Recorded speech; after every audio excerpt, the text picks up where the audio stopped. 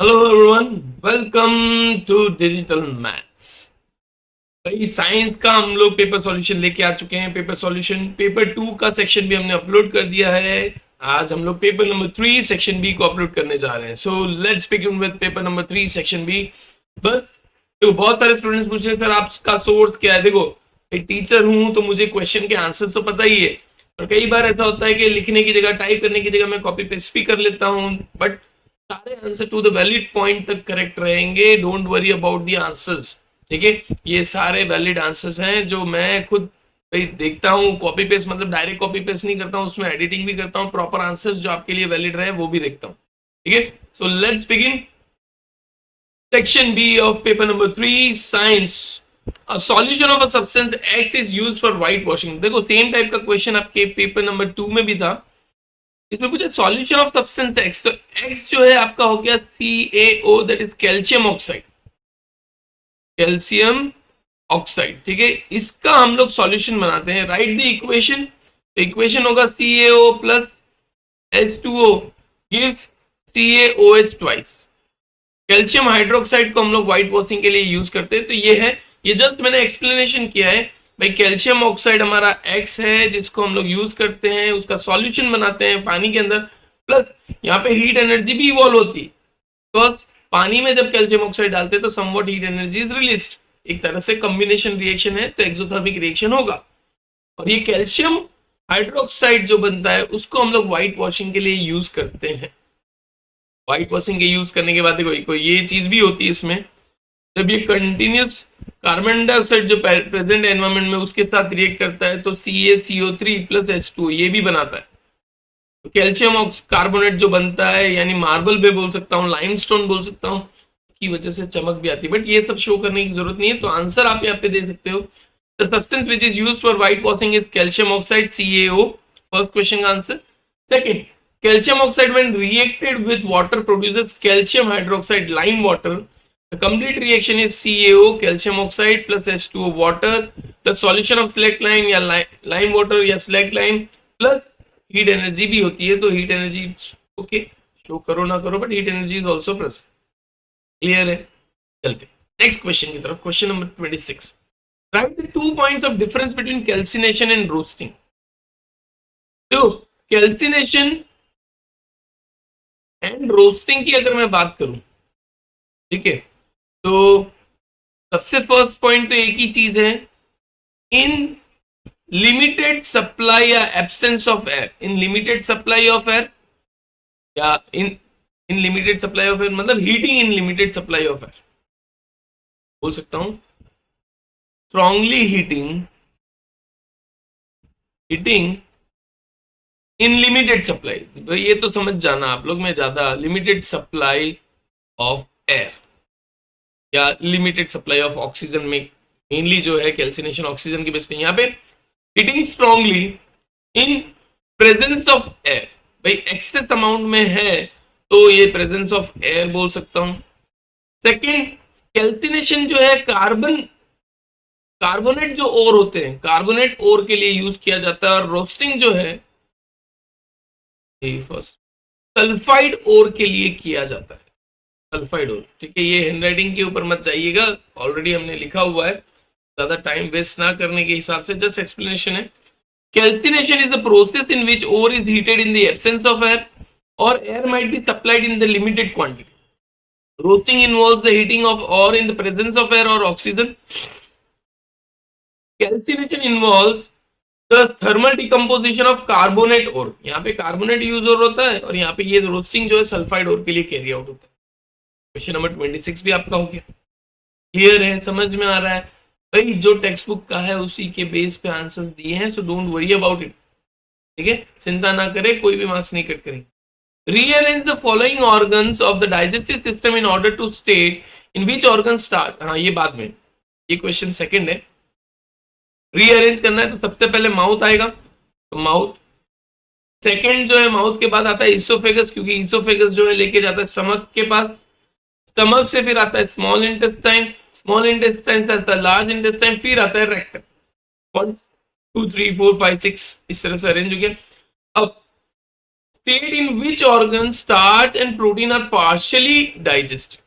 देखो स्टार्च जो है माउथ में पार्शियली डाइजेस्ट होता है, स्टार्च जो है माउथ में, स्टार्च माउथ में पार्शियली डाइजेस्ट होता है, और प्रोटीन जो है वो स्टमक के अंदर पार्शियली डाइजेस्ट होता है। भाई माउथ में जो है हमारे अमाइलेस जो एंजाइम है, अमाइलेस, वो डाइजेस्ट करता है, और स्टमक में जो प्रोटीन के लिए है पेप्सिन, वो डाइजेस्ट करता है। लेकिन पार्शियली डाइजेशन होता है, आगे जाके स्मॉल इंटेस्टाइन में कंप्लीट डाइजेशन हो जाता है, डाइजेशन साइड कहा जाता है। मैंने आंसर लिख दिया है। Organs of digestive system in sequence are mouth, esophagus, stomach, small intestine, large intestine, and rectum. Starch is partially digested in mouth and protein is partially digested in, ठीक है। Now question number 28. What is the importance of DNA copying in reproduction? सबसे पहले DNA copy के लिए, जो DNA copy करने की वजह से एक तरह से मैं बोल सकता हूं सिमिलर बॉडी डिजाइन, ठीक है। बॉडी डिजाइन आपका सिमिलर होता है, सिमिलर बॉडी डिजाइन एक ये होता है। Second, gives the characteristics of parents to the offspring, gives the characteristics, characteristics,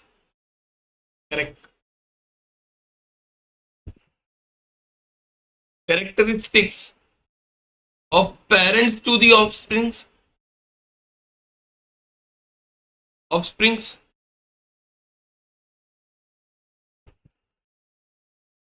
ठीक है। ये एक चीज हो गई। फिर उसके बाद मैं बोल सकता हूं कि डीएनए कॉपी में अगर वेरिएशंस आता है, वेरिएशंस आते हैं, variation in DNA copy may lead to evolution. DNA copy में अगर वेरिएशन है तो उसकी वजह से इवोल्यूशंस भी हो सकते हैं नए नए। फिर डीएनए कॉपी की वजह से हम लोग यू बोल सकते हैं हेरिडिटी या एंसेस्टर्स की पहचान कर सकते हो, बहुत सारी ऐसी चीजें हो सकती है, पॉसिबिलिटीज। तो डीएनए कॉपी जो है सिमिलर बॉडी डिजाइन देता है, characteristics of parents to the offspring देता है, वेरिएशंस की वजह से इवोल्यूशन तक लीड कर सकता है। डीएनए जो है आपको देखो कई बार होता है स्ट्रॉन्ग डीएनए की वजह से जो जीन्स वगैरह जो कैरेक्टरिस्टिक्स आगे ट्रांसफर हो रही है, तो वो चीज की वजह से भी हेल्पफुल मिलती है। तो वो सारी चीजें मैं आपको यहाँ पे आंसर्स लिखे हुए हैं।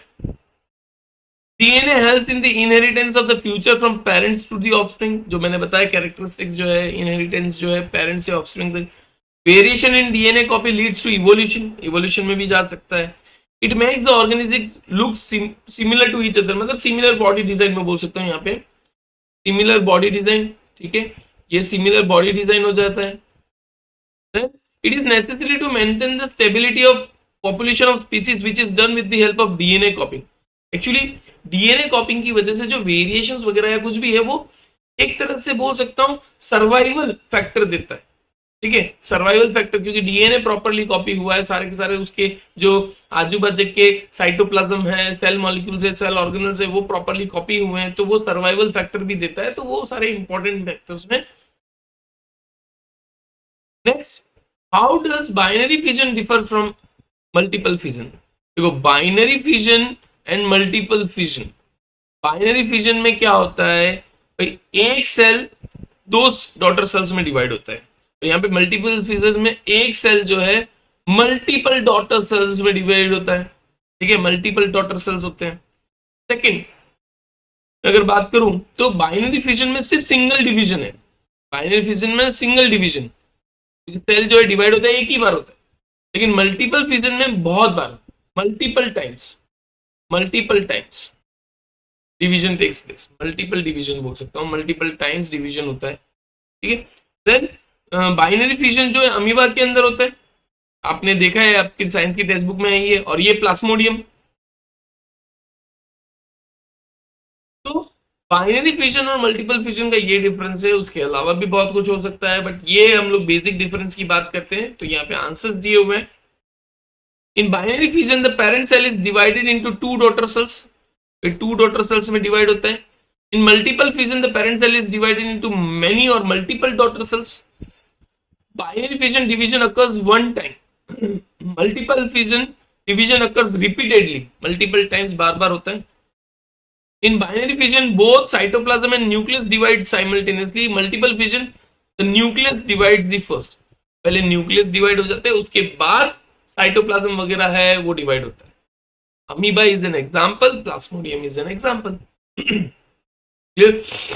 ये फैक्टर्स आप डिवीजन डिफरेंस बिटवीन के बीच में लिख सकते हैं. What is the value of near point, far point? देखो near point of an normally 25 centimetre और फार पॉइंट जो होता है इंफिनिटी. इसके लिए तो कुछ आपको खास करने की जरूरत नहीं, डायरेक्टली मैंने आंसर्स लिख दिए. Near point is 25 centimetre and far point is infinity. Infinite तक दे सकते हैं, दूर तक दे सकते हैं. 25 सेंटीमीटर से नजदीक अगर आता है तो देखने में दिक्कत हो जाती है, वो सारा चीज. Why the coils of a toaster and electric iron made of nichrome alloy and not pure metal? तो एक हमने जो चैप्टर पढ़ा होगा, जब भी आपने चैप्टर पढ़ा होगा तो प्योर मेटल का जो है, प्योर मेटल का मेल्टिंग पॉइंट, मतलब हम लोग अलॉय क्यों बनाते हैं कि कैरेक्टरिस्टिक्स उनकी मिलती रहे और उनसे ज्यादा स्ट्रांग बने.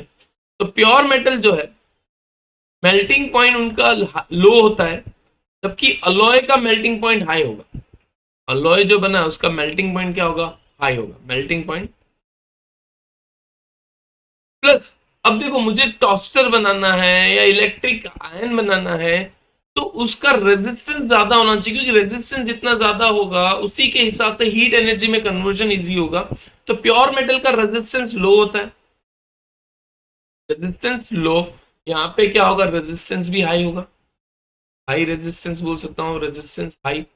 तो ये रेटिंग पे मत जाए, बट यहाँ पे देखो, an electric toaster and iron coils are made up of an alloy rather than a pure metal because an alloy has a higher resistance than a pure metal. Yes, obvious. And the alloy also do not melt easily at high temperature. Melting point उसका high होता है. ये points आप उसको answers में mention कर सकते हो. Get the answers. ठीक है, चलिए चलते नेक्स्ट क्वेश्चन, क्वेश्चन नंबर 32 की तरफ. How much work is done to move a charge 2 coulomb between 2 points having potential difference of 12 volt? देखो P दिया हुआ है 12 वोल्ट, C दिया, Q दिया हुआ है 2 कूलम, आपको चाहिए वर्क डन W. तो V equals to W by Q होता है, तो W equals to V into Q. V मेरा 12 है, Q मेरा 2 कूलम्स है, तो 24 जूल्स आपका आंसर आएगा. तो work done that is 24 joule work done is required to move 2 coulomb charge between 2 points having potential difference. दिया हुआ है बट सेम है, okay, उसके अकॉर्डिंग आप कर सकते. Draw magnetic field lines around a bar magnet. Draw, तो देखो यहाँ पे ड्रॉ करने से बेटर मैं आपको एक फोटो ही डायरेक्ट दे देता हूँ भाई. ड्रॉ, देखो ये चीज याद रखना, नॉर्थ पोल से मैग्नेटिक फील्ड लाइंस एमर्ज होती है साउथ पोल में, तो एरो मार्किंग जो करो वो आपको प्रॉपर वे में करना है. बाकी मैग्नेटिक फील्ड लाइंस का अराउंड बार मैग्नेट यही है. लेकिन जब आप एरो मार्क्स करते हो, एरो मार्क्स का खास ध्यान देना, तो ही आपका करेक्ट किया जाएगा. क्लियर? इस तरह से इंटरनल भी आप शो कर सकते हो, बट जरूरी नहीं है. इंटरनल क्या होता है? साउथ से नॉर्थ की तरफ जाता है, so that is also possible. Next question number 34 की तरफ जाएंगे. Define an ecosystem, state the types of an ecosystem.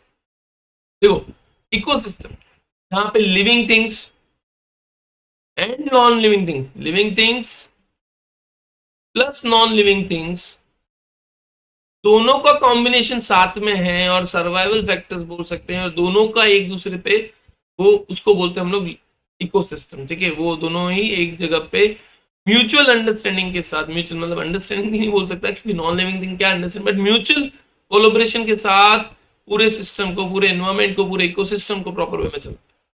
और टाइप्स अगर हम लोग देखें तो आर्टिफिशियल इकोसिस्टम भी होता है और नेचुरल इकोसिस्टम भी होता है.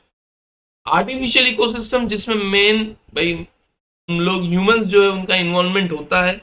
नेचुरल इकोसिस्टम में ह्यूमन का इन्वॉल्वमेंट नहीं होता. आर्टिफिशियल इकोसिस्टम जैसे हो गया जू, हम लोग बोल सकते हैं फार्म, बहुत सारे जो भी हम लोग खेत वाले भी करते हैं, गार्डन ले लो, बहुत सारी चीजें हो जाती है, एक्वेरियम ले लो, नेचुरल इकोसिस्टम की अगर बात करें तो जो सी, ओशियन, फॉरेस्ट, बहुत सारे ऐसे चीजें हैं जो हमारे हम लोग नहीं मेंटेन करते, तो वैसे बहुत सारे हैं। Region in where living and non living thing interact with each other. An ecosystem is the region in where the region where living and non-living thing interact with each other. Ecosystem can be of two types, natural ecosystem and artificial. देखो इसमें definition नहीं पूछी, मैंने just mention की है. You just can give examples. Natural ecosystem, the ecosystem are self-sustaining and do not require human regulation.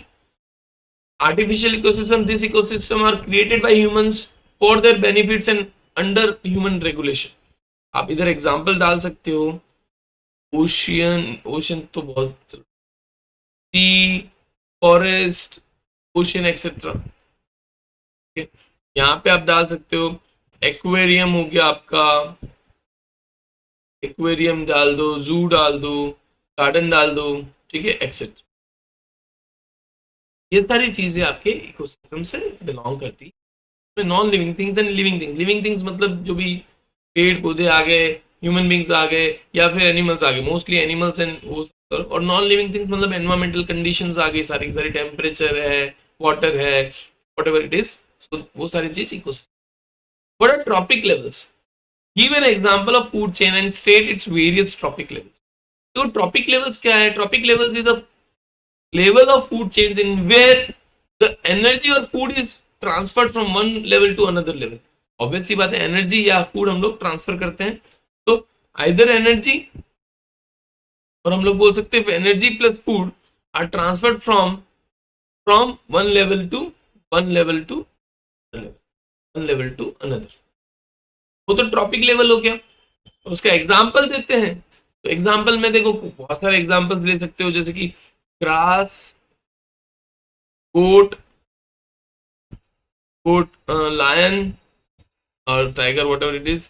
फिर बाद में आप जो ईगल वगैरह है, जो डेड रिबन्स को या डिकम्पोजर्स, चलो ये 3 लेवल्स के हिसाब से हम लोग बात कर सकते हैं। Grass, grass hopper, snake, eagle, उस तरह से आप कर सकते हो। भाई फर्स्ट जो है प्रोड्यूसर हो जाता है, primary consumer, secondary consumer, tertiary consumer, इस तरह से अलग अलग अलग अलग आगे बढ़ सकते हैं। तो आंसर हमने लिखे हुए हैं। Trophic levels are the steps in food chain where energy and food are transferred. यहाँ पे आप थोड़ा सा मेंशन कर सकते हैं, from one level to another, one level to another, एक लेवल से दूसरे लेवल तक, ठीक है। एग्जाम्पल, सन, भाई सन जो है ग्रास को दे रहा है, तो सन को तो हम लोग वो नहीं करेंगे, but grass, grass hopper, snake and eagle, ठीक है। तो ग्रास क्या हो गया here? Producer is the grass which is consumed by the grasshopper, that is the primary consumer. The grasshopper is further consumed by snake, that is secondary consumer. The snake lastly the snake is eaten up by eagle, that is the tertiary consumer. तो इस तरह से आप example और उसको explain कर सकते हो, सारे लेवल को एक्सप्लेन कर सकते हो। Question number 36, which structure is shown in the figure? देखो फिगर में तो दिख रहा है आपको भाई नेफ्रॉन है, ठीक है, नेफ्रॉन है। फर्स्ट क्वेश्चन में आंसर अगर हम लोग बात करें, which nitrogenous waste are remove from the blood by this structure, तो वो क्या करता है? यूरिया है, अमोनिया है, ऐसे नाइट्रोजनस वेस्ट को बाहर निकालता है। Second, identify the part x and mention its shape and function. देखो एक्स जो है ग्लोमेरुलस, ग्लोमेरुलस एंड ग्लोमेरुलस नहीं बोल सकते, मैं ऐसे बोमन्स कैप्सूल बोलूंगा ना, बोमन्स कैप्सूल है ना, बोमन्स कैप्सूल। ग्लोमेरुलस भी होता है, बोमन्स कैप्सूल भी होता है, बोमन्स कैप्सूल भी बोलते हैं उसको, ग्लोमेरुलस भी है, उसी के अंदर इंटरनल होता है, तो बोमन्स कैप्सूल है एक तरह से। और ग्लोमेरुलस बोलो तो that is the same glomerulus, ठीक है। और इसके अंदर बोमन्स कैप्सूल जो है कप सेट, सी सेट का होता है, कप सेट कप शेप का होता है, क्योंकि देखो इस तरह से पूरा बना हुआ है कप शेप, ठीक है। तो कप शेप, और क्या करता है? तो filters the blood, filters the blood, उसका फंक्शन है कि फिल्टर करना ब्लड का। So let's see answer. Glomerulus बोलो, ग्लोमेरुलस, यहाँ पे बोमन्स कैप्सूल लिखोगे तो बेटर रहेगा, बोमन्स कैप्सूल। हाँ मैं आपको यहाँ बता दूं, राइट बोमन्स कैप्सूल, ग्लोमेरुलस उसका पार्ट है no doubt, but you should write Bowman's capsules. Bowman's capsule, फिर भी जस्ट हम चेक कर लेंगे. Here, nephron fundamental unit of life excretion system shown in the figure. Nitrogenous waste such as urea and ammonia are removed from the blood by this structure. Bowman's capsule is the cup-shaped structure in the kidney that filters blood to create urine. करता है blood ताकि create कर सके. You write Bowman's capsule. ग्लोमेरुल्स की जगह Bowman's capsule जरूर लिखे, वो मत लिखे. ठीक है, चलिए next. What are the factors on which force acting on the given current carrying conductor placed in a magnetic field depends? When the magnetic force is highest. देखो पहले तो फैक्टर्स जिस पे मैग्नेटिक फील्ड डिपेंड करता है, ठीक है, current carrying factors force. तो सबसे पहले करंट डायरेक्शन भी बोल सकते हैं. करंट की डायरेक्शन के ऊपर डिपेंड करता है magnetic force. Second amount of current, जितना ज्यादा करंट उतना ज्यादा फोर्स, जितना ज्यादा कम करंट उतना कम फोर्स. फिर magnetic field, strength of magnetic field, magnetic field की स्ट्रेंथ पे भी डिपेंड करता है, फील्ड स्ट्रेंथ. ठीक है, मैग्नेटिक फील्ड स्ट्रेंथ ले लो, उनकी डायरेक्शन ले लो, वो सारी current and magnetic field direction साथ में आ जाएगा.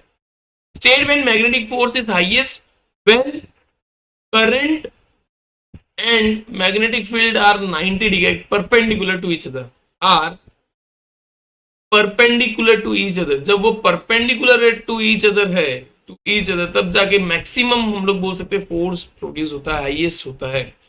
यहाँ पे the force acting on the conductor carrying current are directly related to the following: magnetic field strength, the magnitude of the current flowing through the conductor, the direction of the current and the magnetic field.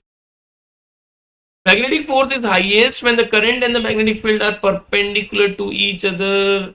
जो perpendicular उसी के base पे. तो यहाँ पे हमारा paper number 3 का section भी कंप्लीट होता है. इसी तरह से रेगुलर अपडेट करते रहिए, सबको शेयर करते रहिए, ताकि इसी तरह से हम लोग भी, और कमेंट करना ना भूले भाई, समझ में आ रहा है क्या नहीं है, किस तरह से प्रॉपर वे में पता चल रहा है, ताकि इसी तरह से हम लोग आगे से आगे वीडियोस बनाते रहें. तो thank you for watching. Don't forget to subscribe, like, share और कमेंट जरूर कीजिए. Then take care, bye bye everyone.